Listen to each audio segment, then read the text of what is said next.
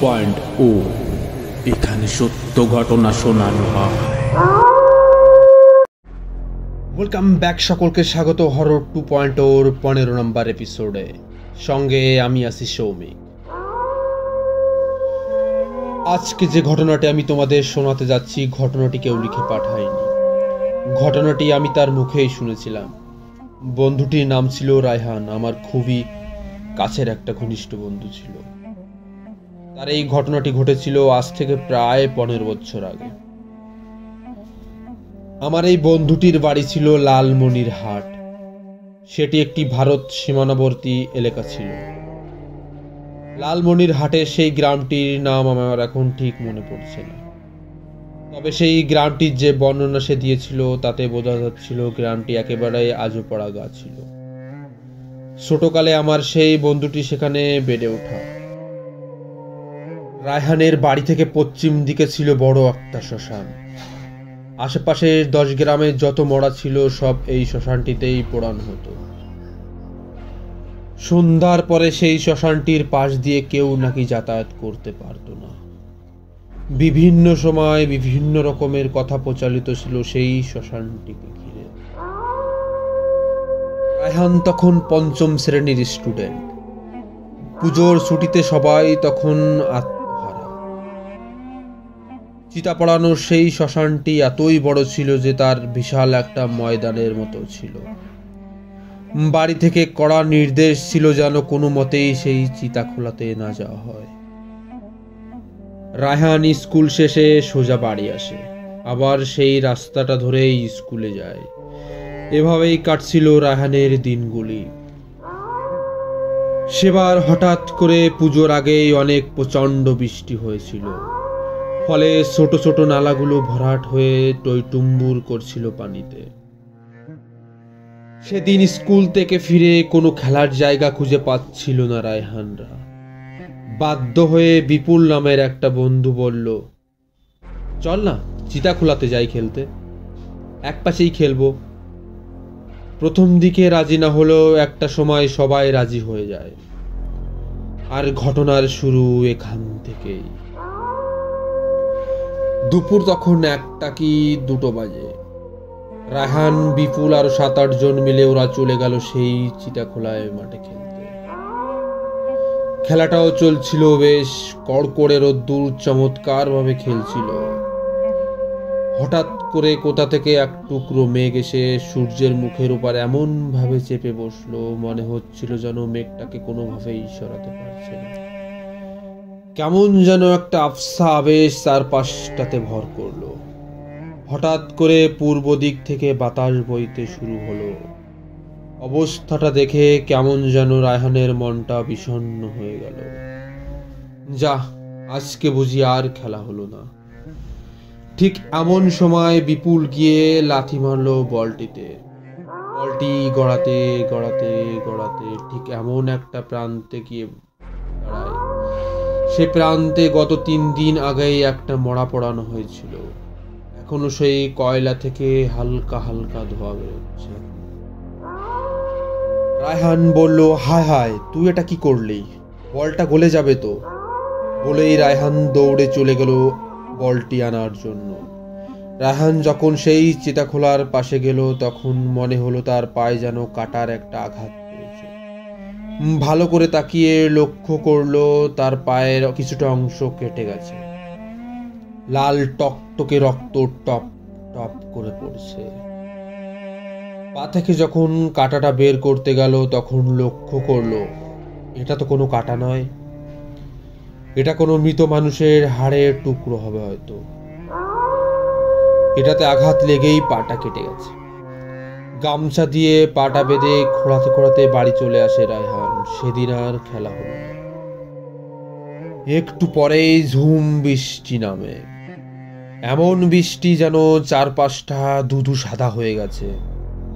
রায়হান বাড়িতে এসে কাউকে কিছু বলে না, শুনলে মা হয়তো বকাবকি করবে তাই। হঠাৎ করে গাটা গরম করে রায়হানের জ্বর আসলো। সন্ধ্যা গড়িয়ে তখন প্রায় রাত হয়ে এসেছে। আগেই বলেছিলাম গ্রামটা আজও পাড়াগা। সন্ধ্যা হওয়ার সাথে সাথেই পুরো গ্রামটা যেন চুপচাপ হয়ে যায়। আর সেদিনটা ছিল আরো ভয়ানক। প্রতিদিনের মতো আজও চারিদিকে শঙ্খর শব্দ ভেসে আসছে। যদিও এই শব্দগুলো প্রতিদিন শোনে রায়হান, তবু আজ কেন জানি একটু অন্যরকম লাগছে। রাত তখন প্রায় 12টা বাজে। নিকষ কালো রাত। কোথায় যেন একটা বুতুম প্যাঁচা ডেকে উঠল। হঠাৎ মনে হলো বিপুল এসে ডাকছে, রায়হান, এ রায়হান, শোন। রায়হান ভালো করে কান পেতে শুনল। হ্যাঁ, এটা তো বিপুলেরই গলা। রায়হান বলল, কি রে এত রাতে? কোনো শব্দ নেই। কি যেন মনে করে রায়হান ঘর থেকে বেরোতে যাবে, এমন সময় তার বাবা তার সামনে এসে দাঁড়ায়। কি রে রায়হান, এত রাতে কোথায় যাবি?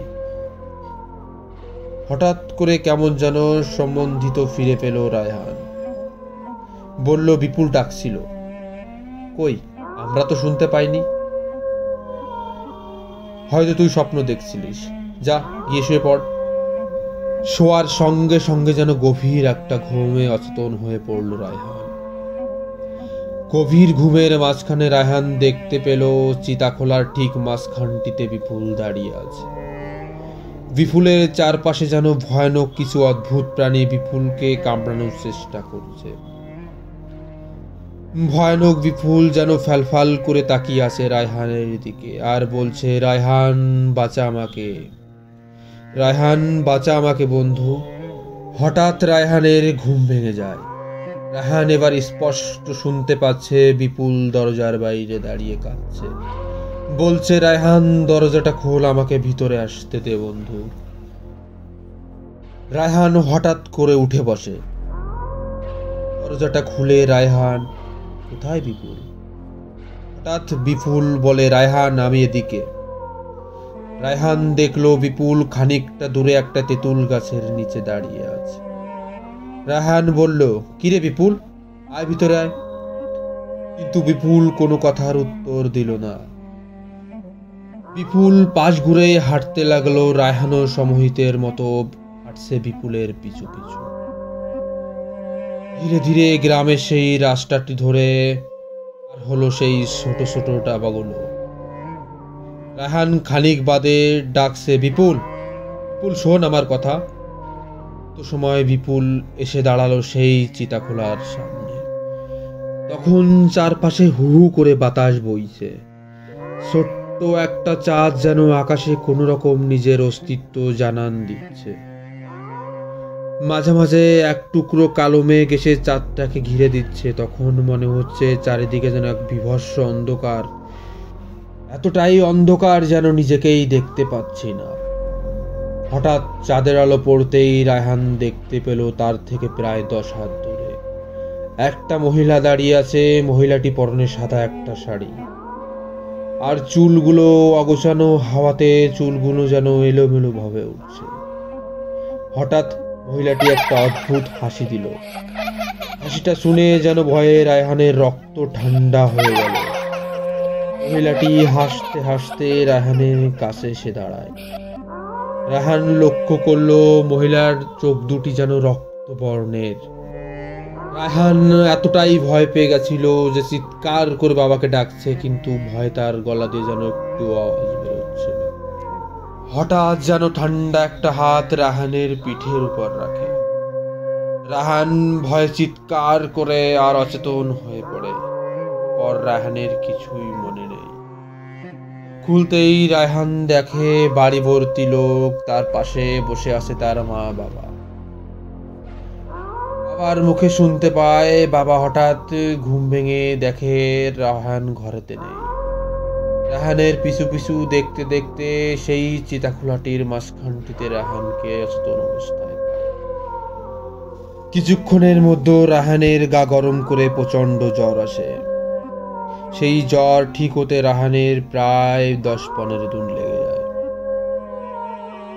তাই রায়হানের এই ছোট্ট ঘটনা যদি আপনাদের ভালো লেগে থাকে তাহলে ভিডিওতে কমেন্ট করে অবশ্যই বলবেন। আর এরকম ঘটনা শুনতে আমাদের এই চ্যানেলটির সঙ্গে জুড়ে থাকতে হলে চ্যানেলটিকে সাবস্ক্রাইব করে দেবেন। ততক্ষণে সবাই ভালো থাকবেন, সুস্থ থাকবেন। ধন্যবাদ।